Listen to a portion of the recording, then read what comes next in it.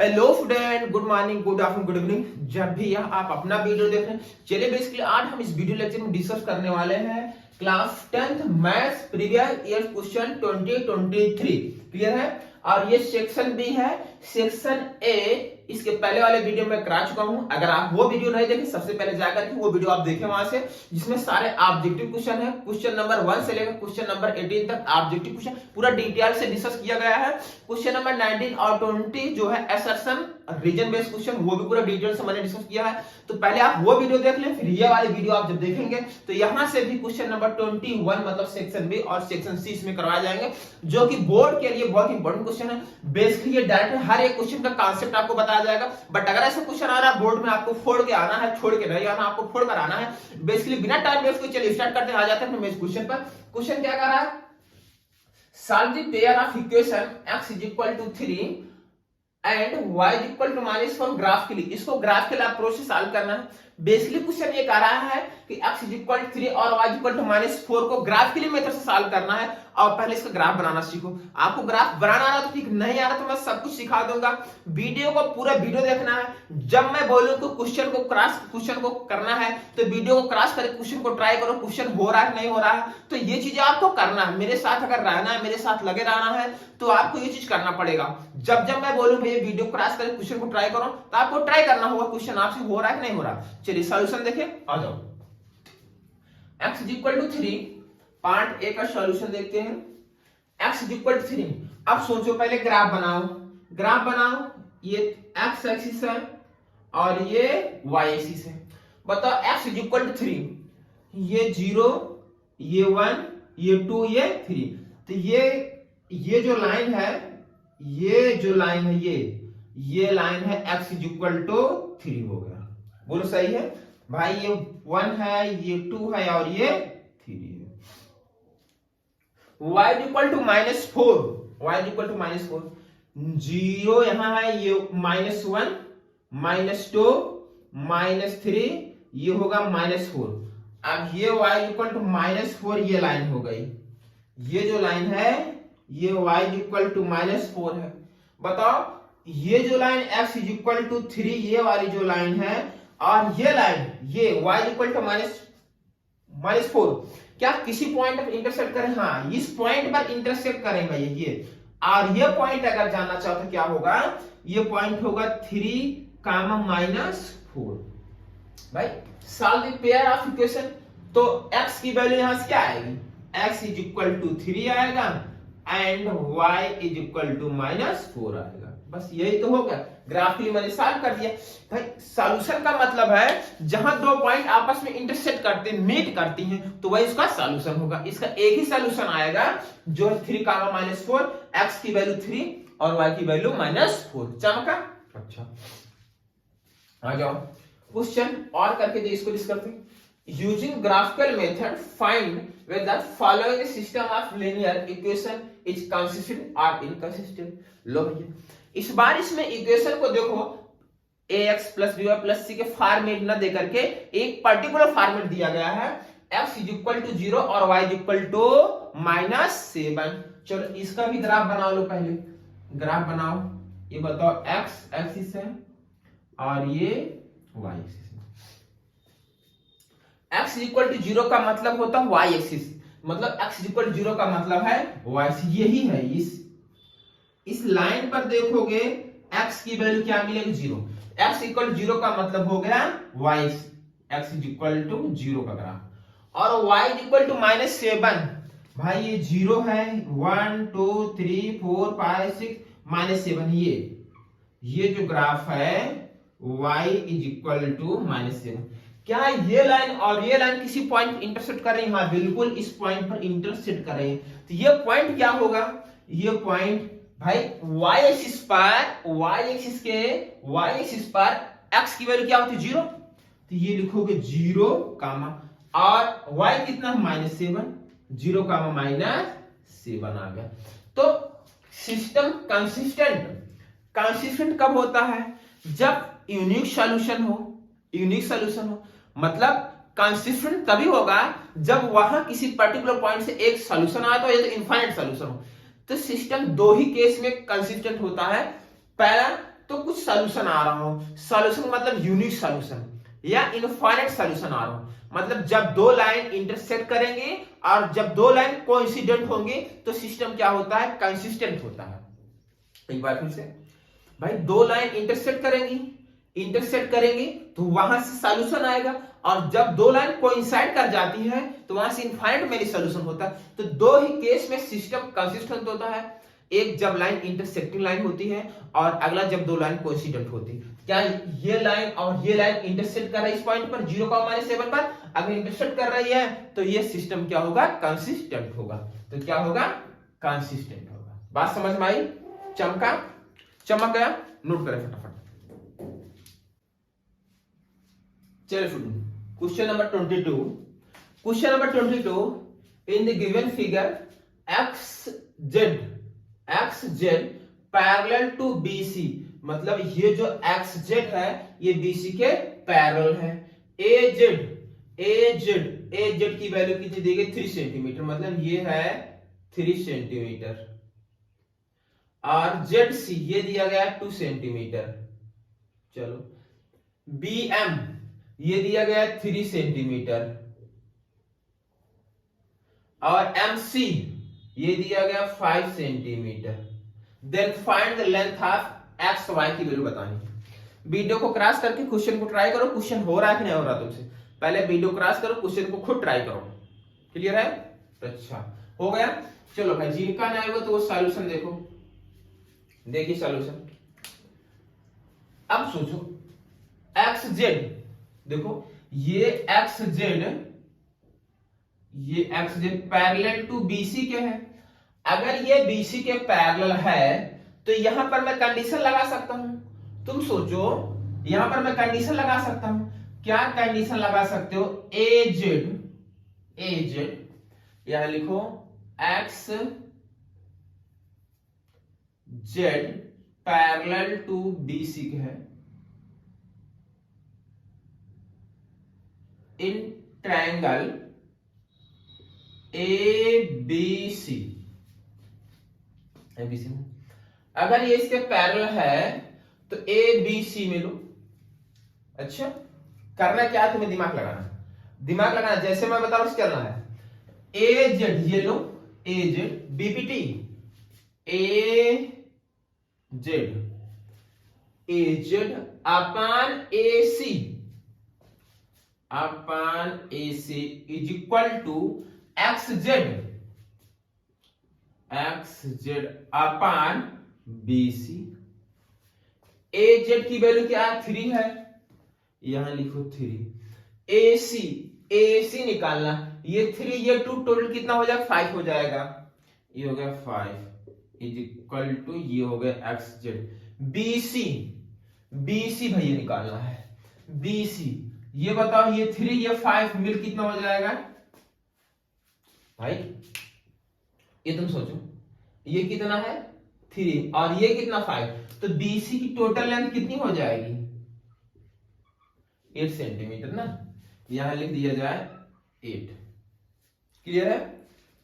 तो यहां से XZ की वैल्यू आ गई, XZ इज इक्वल टू, ये इधर डिवाइड हो जाएगा, मल्टीप्लाई हो जाएगा 24/5।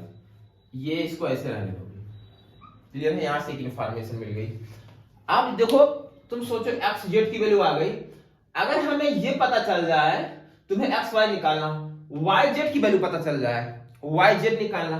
अब YZ कैसे निकालोगे, दिमाग लगाओ जान, दिमाग लगाओ। यहां देखो, in triangle AMC, in triangle AMC as YZ parallel to MC होगा नहीं होगा भाई? अगर XZ पैरेलल टू BC है तो यहां से YZ पैरेलल टू MC होगा। वापिस BPT लगाओ। अब बताओ AZ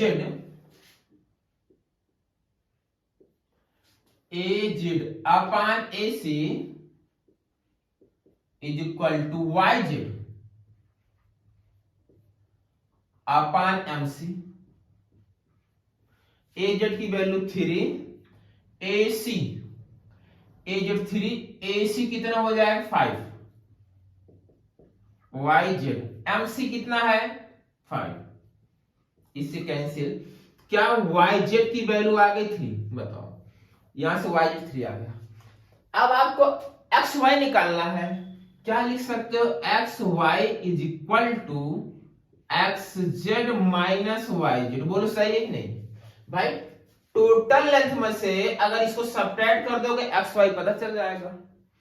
तो X Y is equal to Y Z कितना है, सॉरी एक्स जेड कितना ये है 24/5, देखो माइनस 3, सही है।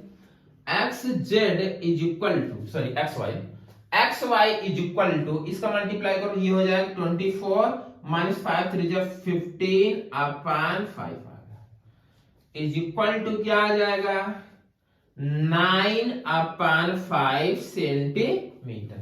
सिंप्लीफाई कर दोगे तो सिंप्लीफाई करो 1.8 सेंटीमीटर आया। ये आपका फाइनल सॉल्यूशन है। चमका, चिल्लर था बेसिकली अप्रोच लगाना है, अप्रोच लगा तो अगर आपको मेथड पता, कॉन्सेप्ट पता, क्वेश्चन हो जाए, कोई दिक्कत नहीं। चलो question number 23, if first part दिया if sin theta plus cos theta equal to √3 then find the value of sin theta into cos theta. ये तो बहुत चिल्लर भैया, वीडियो क्रॉस करके क्वेश्चन ट्राई करो, क्वेश्चन हो जाएगा तुमसे, बहुत ही चिल्लर है। क्लियर है? चलो सॉल्यूशन देखें, चलो जिनका नहीं सॉल्यूशन देखो पार्ट है। यहां पर गिवन है sin theta plus cos theta is equal to √3 दे रखा है। अब दिमाग लगाओ यार, sin theta into cos theta आएगा कैसे। अब तुम सोचो अगर यहां मैं स्क्वायर कर दूं तो 2ab, इसमें sin थीटा cos थीटा आ जाए, बेसिकली ऐसा अप्रोच लगाना है। तो स्क्वायरिंग कर दो both side, squaring both side sin theta plus cos theta का whole square is equal to √3 का स्क्वायर, ab इसको मानो a square plus sorry a plus b का whole square, a square plus b square plus 2ab। तो लगाओ a square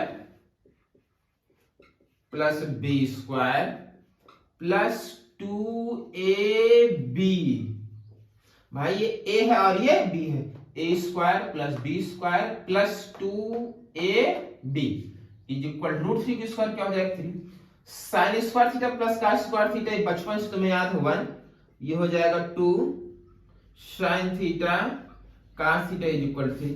इस 1 को इधर लेकर जाओगे तो क्या बन जाएगा 2, तो यहां से आ जाएगा 2 sin theta cos theta is equal 2 से 2 कैंसिल, तो यहां से आ जाएगा sin theta into cos theta is equal to 1। तो इसकी वैल्यू कितनी है 1 आ गई। चमका? अच्छा आओ बी वाला देखते हैं। बी पार्ट क्या बोल रहा है, sin alpha is equal to 1/√2, यहां गिवन है sin alpha is equal to 1/√2 और यहां से गिवन है cot beta is equal to √3 given है। अब तुम सोचो इसको लिख सकते हो sin अल्फा, sin कितने डिग्री की वैल्यू 1/√2 होती है, sin 45 डिग्री, यहां लिखो sin 45 डिग्री। क्लियर है? और यहां लिखो cot बीटा, cot की कितने डिग्री की वैल्यू √3 होती है, तो ये हो जाएगा cot 30 डिग्री। सही है? बोलो सही नहीं भैया, cot 30 डिग्री की वैल्यू क्या होती है, √3 होती है। अच्छा अब कंपेयर करो, यहां से अल्फा इज इक्वल टू आ जाएगा 45 डिग्री और यहां से बीटा इज इक्वल टू आ जाएगा 30 डिग्री। अब यही वैल्यू यहां पुट कर दो, तुम्हें वैल्यू फाइंड आउट करनी है cosec alpha plus cosec beta. Alpha की वैल्यू यहां पुट करो, बीटा की वैल्यू यहां पुट कर दो, तो ये हो जाएगा cosec 45 degree plus cosec 30 degree. Cosec 45 degree कितना होता है, तुम सोचो, sin 45 डिग्री कितना होता है 1/√2, कोसेक 45 उसका उल्टा क्या लिख दिया जाए √2 प्लस। अब आप जाओ कोसेक 30 डिग्री, sin 30 कितना होता है, sin 30 कितना होता है 1.2, कोसेक 30 इसका उल्टा 2, ये आंसर आ गया। चाहे इसमें कुछ कॉमन कर लो, रूट 2 कॉमन अगर कर लोगे तो आ जाएगा रूट 2 + 1, ये तुम्हारा फाइनल सॉल्यूशन आ। ये भी सही है और ये भी सही। चमका? कहीं कोई और चिल्लर था? चलिए फ्रेंड वापस आ गए question number 24 and 25। Question number 24, find the greatest number which divides 85 and 72 leaving remainder 1 and 2 respectively। ये तो बहुत चिल्लर क्वेश्चन है, ये समझो क्लास 6 and 7 का क्वेश्चन है। क्लियर है? हाँ, अब बताओ, जो नंबर है पहला ये है 85 और अगला है 72। कह रहा है फाइंड द ग्रेट, पहले क्वेश्चन का मतलब समझो, फाइंड द ग्रेटेस्ट नंबर। वह मतलब ऐसा ग्रेटेस्ट कौन सा नंबर है कि इसको और इसको डिवाइड किया जाए, उससे जिसे रिमाइंडर 1 आ जाए और 2 आ जाए, उस नंबर से इसको, भाई ग्रेटेस्ट हुआ कौन सा नंबर है कि इसको उस नंबर से डिवाइड किया जाए तो रिमाइंडर 1 आए और इसको उससे डिवाइड कर रिमाइंडर 2 आए। क्वेश्चन का मतलब ये है, समझे? अच्छा, अब तो मैं उल्टा सोचूंगा, मैं ये सोच रहा हूं कि यार वो नंबर हमें पता लगाना है कि उस नंबर से इसको डिवाइड कर रिमाइंडर 1 आ रहा है, तो 1 पहले इसमें सब्ट्रैक्ट कर दिया था जिससे कंप्लीटली डिविजिबल हो जाएगा। तो 85 - 1 = 84 आ गया। अच्छा, वैसे इसको भी कर देंगे बेटा, 72 - 2 70 आ गया। अब ग्रेटेस्ट नंबर की बात कही, ग्रेट जब जब क्वेश्चन में ग्रेटेस्ट नंबर बोलेगा मतलब आपको एचसीएफ निकालना है। क्या निकालना? एचसीएफ। और जो क्वेश्चन में, जब क्वेश्चन में मिनिमम करके बोले तो वहां क्या निकालना होगा? एलसीएम। ग्रेटेस्ट में क्या निकालना या मैक्सिमम नंबर क्या निकालना होगा? एचसीएफ निकालना होगा। मतलब इन दोनों को हमें क्या करना है? एचसीएफ निकालना। और पहले इन दोनों को प्राइम फैक्टर कर लेते हैं। 84 है, 2 से डिवाइड करोगे तो आएगा 42, फिर 2 से डिवाइड करो 21 आ जाएगा, 3 से 7 आ जाएगा, फिर 7 से। क्या यहाँ 84 का जो प्राइम फैक्टर आया 2 × 2 × 3 × 7 आया नहीं आया? अच्छा, अब ऐसे 70 का करना है। आओ यहाँ 70 करना है भाई, 2 से 35, 5, 7 और 7 बना। तो इसको लिखेंगे 2 × 5 × 7 है। अब एचसीएफ निकालना जो दोनों में हो, इसका एचसीएफ क्या हो जाएगा? एचसीएफ यहाँ 2 है, यहाँ 2 है तो 2 लिखो। अब देखो यहाँ पर 2 है इसमें, लेकिन इसमें नहीं, नो बाबा नहीं लिखा जाएगा। 3 इसमें है लेकिन इसमें नहीं ना, 5 इसमें लेकिन इसमें नहीं लिखा जाएगा। हाँ 7 दोनों में है तो इंटू करके 7 लिख लो, = कितना आ गया? 14 आ गया। ये 14 एक ऐसा नंबर है, आप डिवाइड कर लो इसको 14 से, 85 को 14 से डिवाइड कर, देखो रिमाइंडर 1 आ जाएगा। और 72 को 2 से डिवाइड कर दोगे, 72 को 14 से डिवाइड करेंगे, रिमाइंडर कितना आएगा? 2 आएगा। चेक कर लो, चेक कर लो, चेक कर लो, तुम चेक कर लो, हो गया? डिवाइड करके चेक कर लेना, यही आएगा। क्लियर? चलो भैया नेक्स्ट क्वेश्चन। अब बैग कंटेन्स, लो भैया ये एक बैग है जिसमें से 4 रेड बॉल्स हैं। चलो 4 रेड बॉल है और 2 येलो है और 3 ब्लू है।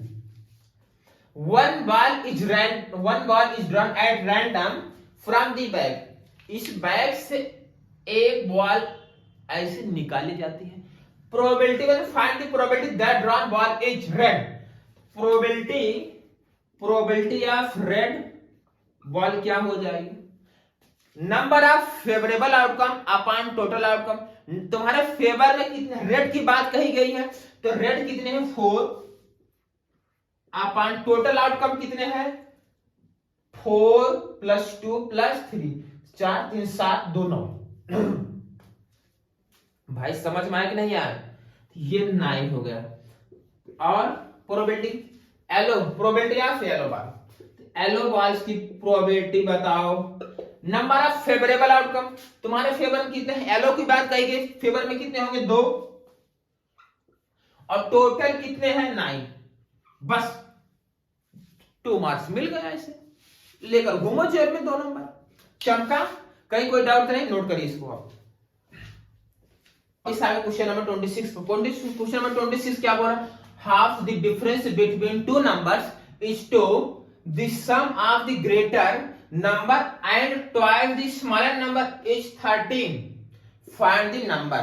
वीडियो को क्रॉस करके क्वेश्चन को ट्राई करो एक बार खुद, होगा नहीं होगा? नहीं हो रहा तो सॉल्यूशन देखो। क्लियर है? चलो सॉल्यूशन आ जाए। हो गया? चलो जिनका नहीं हुआ वो सॉल्यूशन देखो।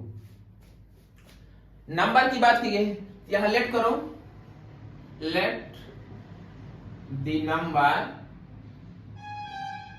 x एंड y, और यही कोएफिशिएंट लिख लो x ग्रेटर देन y है। नहीं तो कैसे ये वेरीफाई कर पाओगे x बड़ा है y? तो यहां मैंने लेट कर लिया x जो y से बड़ा है, ग्रेटर है। अच्छा, केस फर्स्ट ले लो। क्या बोल रहा है? Half of the difference, half लगा दो, पहले हाफ लगा दिए। डिफरेंस बिटवीन नंबर x और y, इनका difference x minus y is equal to 2। यहां y माइनस x नहीं लिखना है क्योंकि मैंने स्टार्टिंग एज्यूम कर लिया है कि x y से ग्रेटर है। अगर x y से ग्रेटर है तो आउटपुट तभी पॉजिटिव आएगा भाई। अगर यहां y पुट कर दो और यहां x तो नेगेटिव आ जाए, बट आउटपुट क्या है? पॉजिटिव है। अच्छा, अब x माइनस y इसका मल्टीप्लाई हो जाएगा 4। इक्वेशन नंबर फर्स्ट हो गई। अब केस सेकंड में क्या कर रहा है भैया? केस सेकंड ले लो। यहां बोल रखा है the sum of the greater number कौन सा? x है। सम प्लस लगा दो। ट्वाइस द स्मॉलर नंबर कौन है? y, इसका 2 टाइम्स कर दो। 2 टाइम्स इज इक्वल टू कितना है? 13 है। Equation number second. फर्स्ट और सेकंड को सॉल्व करके x और y की वैल्यू फाइंड आउट करो from equation first and second. चलो, x plus 2y is equal to 13 है। इसमें 2 से मल्टीप्लाई कर दें, ये हो जाएगा 2x minus 2y is equal to 8। Add कर दो, कैंसिल। x प्लस 2x कितना हो जाएगा? 3x, और इसको ऐड करेंगे हो जाएगा 21। तो 3 से डिवाइड x इज इक्वल कितना आ गया? 7। x की वैल्यू 7 आ गई। x की वैल्यू 7 इसमें पुट कर दो फ्रॉम इक्वेशन 7 यहां पुट करो तो हो जाएगा 7 minus y is equal to 4। तो y इज इक्वल टू हो जाएगा 7 माइनस 4, तो y इज इक्वल टू आ जाएगा 3। तो x की वैल्यू 3 और y की वैल्यू 4, यही नंबर है। The numbers 7 and 3। चमका? नोट कर लीजिए। क्वेश्चन नंबर 27 को डिटेल से हम डिस्कस करेंगे। क्लियर है? एक क्वेश्चन आना ही आना है बोर्ड में। क्लियर है? √2 हो, √3 हो, √5 हो। क्लियर है? चलिए इसका सॉल्यूशन देखें। अगर आपको वीडियो क्लास में क्वेश्चन ट्राई करो, बट टाइम वेस्ट नहीं करना, सॉल्यूशन पर आ जाओ। क्लियर? चलो, इसको प्रूव करना कि ये इरेशनल नंबर है। तो एज्यूम करो कुछ, let √5 is a rational number. भाई इसको आपने एज्यूम किया √5 क्या है? रेशनल नंबर है। तो रेशनल नंबर को p अपान q के फॉर्म में लिख सकते हैं। यहां लिखो p बाय q, बट यहां पर q not is equal to 0। p and q are co prime. बात समझ में आई? p and q are co prime. Clear? Squaring कर दो।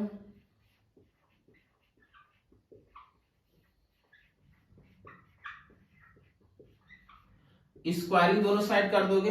√5 की स्क्वायर ये हो जाएगा 5 इज इक्वल टू, ये होगा p square upon q square. Cross multiply कर लो भैया। क्रॉस मल्टीप्लाई करोगे तो p square is equal to आ गया 5q स्क्वायर। अब यहां पर देखोगे डायरेक्ट लिख दिया, रटना नहीं, मैं आपको सिखा रहा हूं। ये एक्चुअली यहां जो स्टेटमेंट लिखा जाता है कैसे लिखा जाता है। अब तुम सोचो 4 square is equal to 2 into 8 हो नहीं होता 5 भाई 4 का स्क्वायर 16 होता नहीं होता। तो यहां जो 2 लिखा गया है क्या 4 की स्क्वायर का फैक्टर है? बिल्कुल। फैक्टर का मतलब है कि 4 का स्क्वायर जो है 2 से कंप्लीटली डिविजिबल है। तो अगर 2 जो है 4 की स्क्वायर का फैक्टर है, 2 4 का भी फैक्टर होगा क्योंकि 4 2 से भी डिविजिबल है। बात समझ में आई? लॉजिक समझ में आया? अच्छा, तो वही चीज यहां लिखना है। 5 is a factor of P square. 5 is a factor of P square. Clear है? Then 5 will be factor of p also। बोलो सही लिखा गया भाई। 5 जो अगर पी स्क्वायर का फैक्टर है तो 5p का फैक्टर होगा। अब बताओ जो आपने स्टेटमेंट यहां लिखे हो इसका मतलब है p जो 5 से कंप्लीटली डिविजिबल है, तो यहां पर लिखोगे p upon 5 is equal to कोई भाई अगर कंप्लीट फैक्टर है तो कंप्लीटली डिविजिबल होगा, तो p को 5 से डिवाइड करो कुछ ना कुछ आएगा, उसको मैंने मान लिया m। तो यहीं से जो बुक में मिलता है लोग बताते हैं p is equal to 5m यहां से आता है। क्लियर है? अच्छा, इक्वेशन नंबर फर्स्ट मान लो। अब यही वैल्यू उठाकर p is equal to 5m यहां पुट कर दो। फ्रॉम इक्वेशन फर्स्ट ये वैल्यू पुट करो, ये हो जाएगा 5m का square is equal to 5q square. Clear है? अच्छा, अब यहां बता दे, यहां देख लो, इसको सिंप्लीफाई करो, ये हो जाएगा 25m square is equal to 5q square. इससे कैंसिल, तो यहां पर बचा q square is equal to 5m square. दिखाई दे रहा है आपको भैया? चमक रहा है? ओके ओके, ठीक दिख रहा है। अब बताओ यहां 5 जो है q स्क्वायर का फैक्टर है, कोफ्चे में यहां लिखो। इसके बाद आपको ये लिखना है, एग्जाम में नहीं कि यहां से मेरी तरह लकीर खींच के लिखोगे, ऐसा नहीं करना है, वहां आपको स्पेस काफी रहेगी, ठीक है ना। तो यहां लिखो 5 is a factor of q square. 5 is अ, ऐसे लिख दो, 5 will be factor of q also।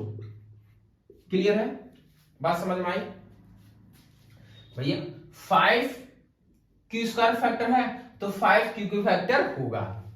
अच्छा, यहां तक बात समझ में आई।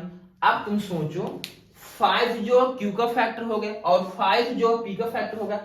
अभी मैंने एज्यूम किया था p एंड q को प्राइम। को प्राइम का मतलब है p और q का 1 के अलावा कॉमन फैक्टर नहीं होना चाहिए, लेकिन यहाँ 5 ये कॉमन फैक्टर चला आया। तो मैंने जो स्टार्टिंग में एज्यूम किया था कुछ गलत ही एज्यूम किया था, तभी तो ये तो गलत आ गया। तो यहां पर जो मैंने एज्यूम किया था √5 रेशनल नंबर है, वो रेशनल नंबर ना होकर क्या होगा? इरेशनल नंबर होगा। अब उसी चीज को आप यहां लिख दीजिए, यहां लिखो 5 इज,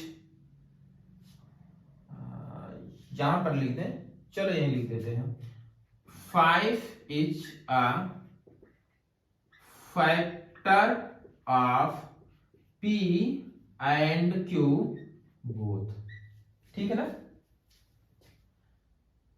ठीक भाई, 5 is a factor of p and q both. ये आपने अभी यही देखो, ये चीज मिल रहा है भाई। जो चीज आपने आपको मिला ऑब्जर्व करने, वही चीज आप लिखो। बात समझ में आई? हाँ। So p and q are not co prime.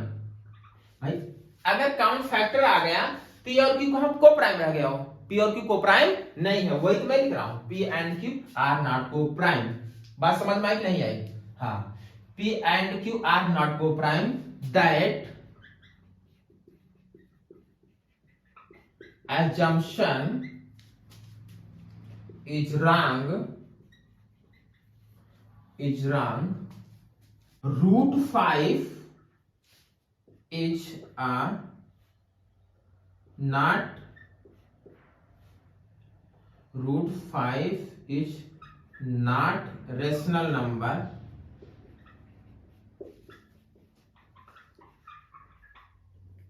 Then root 5 is an irrational number.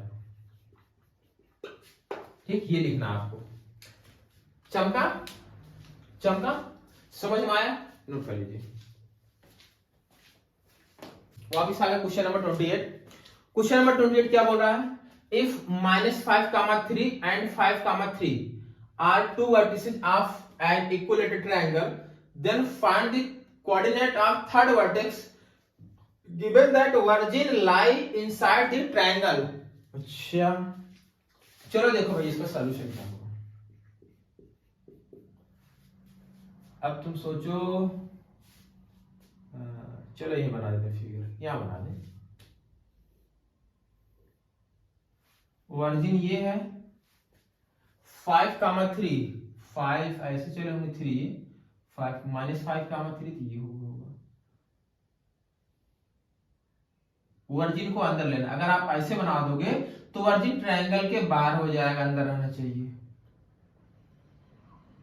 ये थर्ड वर्टिस, ये निकालना है। तो ये है -5, 3, ये है 5, 3 और इसको मान लो x, y है। A, B और इसको C मान लो। इक्वल ट्रायंगल है, ये साइड सभी क्या होंगे? इक्वल होंगे। बात समझ में आई? चलो AB निकालो, AB की साइड निकालो। AB निकालोगे तो ये हो जाएगा -5 का होल स्क्वायर प्लस 3 का whole square. Distance formula minus ये हो जाएगा -10 का होल स्क्वायर हो जाएगा 0 इज इक्वल कितना आ गया? 10 आ गया। AB कितना आ गया? 10 आ गया। भाई वैसे भी देखो ये डिस्टेंस इतना 5 टोटल कितना हो गया? 10। AB 10 आ गया। अब AC निकालो, AC निकालो। AC x माइनस प्लस हो जाएगा 5 का होल स्क्वायर प्लस y -3 का होल स्क्वायर। बात समझ में आई? Is equal to BC is equal to x -5 का होल स्क्वायर y -3 का होल स्क्वायर। बोलो सही है? स्क्वायरिंग कर दोगे बोथ साइड, रूट कैंसिल हो जाएगा। बचा क्या? x + 5 का होल स्क्वायर, यहां बचा y -3 का whole square is equal to x -5 का होल स्क्वायर और हो गया -3 का होल स्क्वायर। बोलो सही है? इससे ये पार्टी कैंसिल हो गई। यहां बचा x + 5 का होल स्क्वायर, इसको इस साइड लेकर चले जाओ। x -5 का होल स्क्वायर बचा 0। a square minus b square लगाओ। x + 5 + x -5, नेक्स्ट ब्रैकेट में हो जाएगा x + 5 - x + 5 = 0। अब बोलो इससे ये कैंसिल हो जाएगा, x कैंसिल हो गया। 5 + 5 10 बचा, इसको इस साइड 0.10 0, तो यहां से आ गया 2x = 0, x = आ गया 0। x की वैल्यू 0 आ गई। चलो अब बताओ इसकी वैल्यू AC, यहां AC = AB होगा नहीं होगा? बिल्कुल होगा भाई। AC और AC की लेंथ ये आई है, रूट लगाओ। रूट में x + 5 का होल स्क्वायर y -3 का होल स्क्वायर प्लस y -3 का whole square is equal to क्या है? 10 है। स्क्वायरिंग कर दो दोनों साइड और x की वैल्यू भी पुट कर दो 0। यहां 0 पुट करो, ये हो जाएगा 5 का स्क्वायर y -3 का होल स्क्वायर, यहां हो गया 10। बोलो स्क्वायरिंग कर दो, ये स्क्वायरिंग कर दोगे तो ये हो जाएगा 25 y माइनस 3 का whole square is equal to 100 हो जाएगा। उधर लेके चले जाओ तो y माइनस 3 का होल स्क्वायर 100 माइनस 25 75 तो y minus 3 plus minus root में 75 हो गया।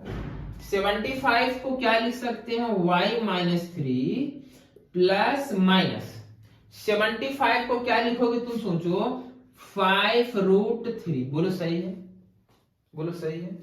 तो यहां से आ गया y equal to 3 plus minus 5 root 3। बोलो सही है। अच्छा अब बताओ, इधर मैं स्क्रीन कर दूं, y इज इक्वल टू क्या बचा है 3 प्लस माइनस 5 रूट 3 आया है। यहां से कुछ कॉमन कर लिया जाए, दो वैल्यू आई है, दो वैल्यू आई है। क्या क्या वैल्यू निकली है, यहां लिख दें, एक 3 प्लस 5 रूट 3 आया है और एक 3 माइनस 5 रूट 3 आया है। बोलो सही है। ये तो रिजेक्ट हो जाएगा वैसे, क्योंकि एक्स एक्सिस के नीचे है तो ये वाली डिस्टेंस नेगेटिव होती और इसका आउटपुट जो कुछ आएगा वो पॉजिटिव आएगा, तो क्या इसको रिजेक्ट कर दिया जाए। बची ये 3 माइनस 5 रूट 3 की वैल्यू कितनी है, रूट 3 की वैल्यू रूट 3 ये दिया गया है मल्टीप्लाई 1.7 तो 3 माइनस इसका मल्टीप्लाई कर लो 8.5 आ जाएगा। अब सब्ट्रैक्ट कर दोगे तो आ जाएगा minus 5.5।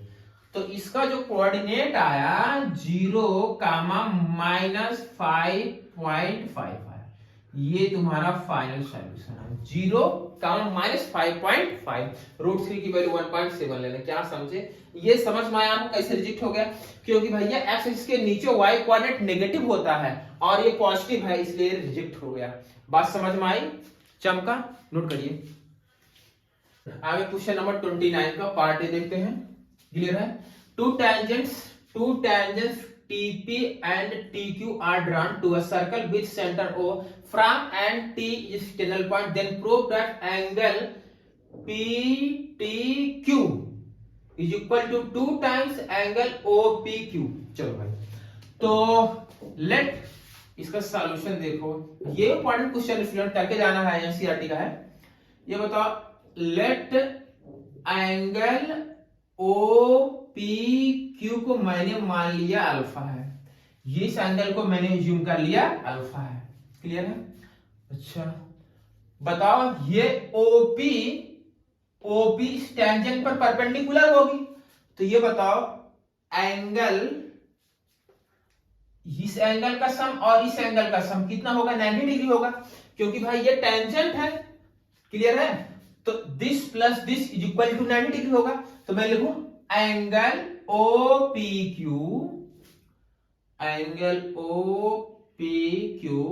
Plus angle TPQ is equal to 90 degree. Reason दिखा दोगे, OP is perpendicular to TP। बात समझ में आई। अच्छा अब बताओ, ये एंगल कितना है अल्फा प्लस ये angle TPQ is equal to 90 degree. Angle TPQ is equal to 90 minus alpha. बोलो सही है। अच्छा अब तुम बताओ, अगर ये एंगल अल्फा है तो ये एंगल भी अल्फा होगा, because OP and OQ radii of same circle. भाई ये दोनों, अब बताओ, ये दोनों इक्वल है, एंगल भी क्या होगा, इक्वल होगा। तो मैं डायरेक्ट लिख दूं सिमिलरली एंगल ये वाला एंगल देखो TQP is equal to 90 minus alpha होगा, भाई ये अल्फा, ये पूरा 90, ये भी 90 माइनस अल्फा होगा। बात समझ में आई? अच्छा, अब बताओ in triangle PTQ angle PTQ plus angle TPQ plus angle TQP is equal to 180 degree होगा। भाई ये वाला ट्रायंगल लगो TPQ, इस एंगल का सम प्लस ये एंगल प्लस ये एंगल का सम कितना होगा? 180 डिग्री होगा। वही चीज मैंने लिखा है। अब PTQ प्लस TPQ वैल्यू कितनी? 90 माइनस अल्फा, यहां पुट करो 90 माइनस अल्फा, और TQP 90 माइनस अल्फा है, 90 minus alpha is equal to 180 degree. अब ये हो जाए एंगल PTQ, ये ऐड होकर के 180 minus 2 alpha is equal to 180 से कैंसिल, तो angle PTQ is equal to आ गया 2 अल्फा। बोलो सही है? अल्फा इज इक्वल टू का क्या लेट किया था? OPQ, यहां पुट कर दो, तो angle PTQ is equal to 2 times angle OPQ। बस यही तो प्रूव करना था। बात समझ में आई भैया? चमक गया? नोट कर लो। उसका बे पार्ट देखिए और करके गिवन है। If the given figure a circle is inscribed in a quadrilateral ABCD in which information दिया गया B, ये B है 90 डिग्री है ना, and AD is equal to 17, AB is equal to 20 centimetre, DC is equal to 3 centimetre, then find the radius of the circle। Circle की radius मतलब R की value find out करनी। ठीक है, 3 मार्क्स का क्वेश्चन है और ये चिल्लर है। वीडियो क्रॉस करके क्वेश्चन को ट्राई करो, पहले नहीं होगा तो सॉल्यूशन देखना। क्लियर? ओके, चलो आ जाओ। गिवन क्या है देखो, तुम सोचो, पहले ये मैं लिख दूं AD कितना है? 17। AD ये कितना है? 17 सेंटीमीटर। AB की लेंथ कितनी है? 20 सेंटीमीटर। और DS ये है, DS है 3 सेंटीमीटर। बस ये इंफॉर्मेशन गिवन है। अच्छा, अब तुम्हें सिंप्लीफाई करना। अच्छा ये बताएं AD, यहां लिखो AD की वैल्यू कितनी है? 17 सेंटीमीटर। तुम्हें पता है DS is equal to DR, DS is equal to DR। Reason क्या लिखोगे? Tangent from D, tangent from D। अगर ये टेंजेंट है भाई, अगर ये टेंजेंट है टेंजेंट फ्रॉम D, तो इक्वल होगा। अगर इक्वल होगा, यहां से तुम्हें पता है DS की वैल्यू कितनी? 3, तो यहां से DR कितना आ जाएगा? DR की वैल्यू आ गई 3, DR की वैल्यू 3 आ गई। ये कितना हो गया? 3 सेंटीमीटर। क्या AR की वैल्यू आ जाएगी 17 माइनस 3, AR की वैल्यू आ जाएगी 17 में से 3 सेपरेट करो, क्या आ जाएगा? 14। चलो भैया, ये कितना हो गया? ये 14 आ गया। AR की वैल्यू कितनी आ गई? 14 आ गई। बात समझ में आ गई? अब बोलो, यहां से तुम बोलो, दिमाग लगाओ, ये और ये, यहां से क्या AQ, बताओ क्या AQ, देखो AQ, बताओ AQ और AR दोनों इक्वल होगा नहीं होगा? लिखे AQ is equal to AR। भाई AQ is equal to AR, tangent from A, tangent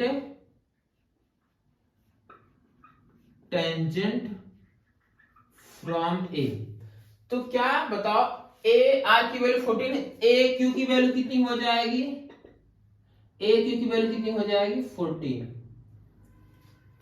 ए की वैल्यू कितनी 14 आ गई। अच्छा ये 14 आ गया और ये भी कितना हो गया 14 हो गया।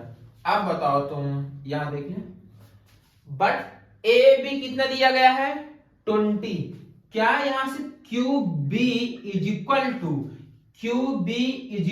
To A B minus A Q होगा।